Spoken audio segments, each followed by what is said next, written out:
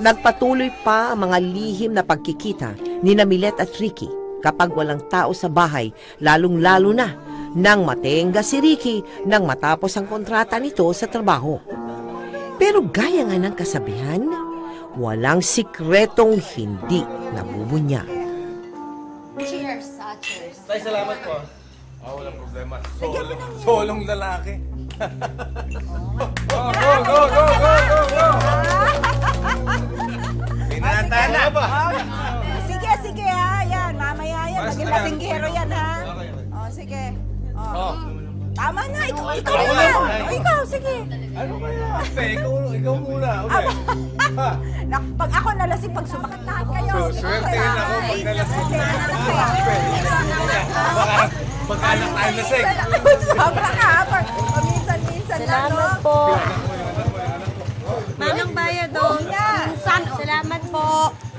Kuya, happy birthday! Ayan na, kahit late ako may regalo. Salamat. Tay! Kain. Sama ka dito, pinsan. Kayong uminom, ha? Ito, napapainom na nga eh. Pinsan! Okay lang, kumain na po ako. Nika, dito ka, umupo ka muna. Ayan. Asan si Ricky? Ay, nako. Kamusta, pinsan? Okay lang, pinsan. Sino ba hinahanap mo? Si Ricky. Asan sila, Ricky?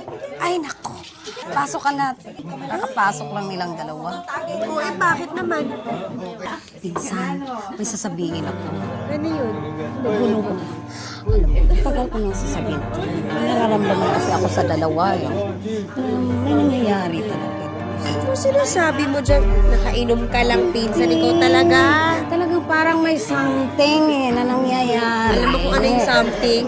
Tumigil ka na sa Ay, kakainom. naku, pinsan. Maniwala ka ng maaga sa'yo. Hanapin ko lang yun. Ay, kung ayaw mo maniwala, di bahala ka. Ayusin mo nga yan. Tuga na tayo. Ricky? Hindi, wala. Sinabi ko lang, mga anak. Ricky?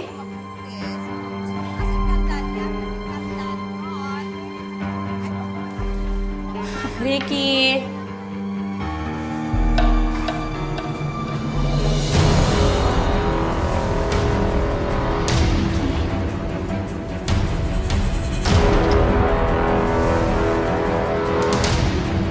Ang bababoy nyo? Mga walang niya kayo! Bababoy nyo! Bababoy nyo! Dito ba talaga sa mamamahay namin? Ha? Ang bababoy nyo! Ang bababoy nyo! Walang niya ka! Ikaw tsaka mawalang di babae ka, ha?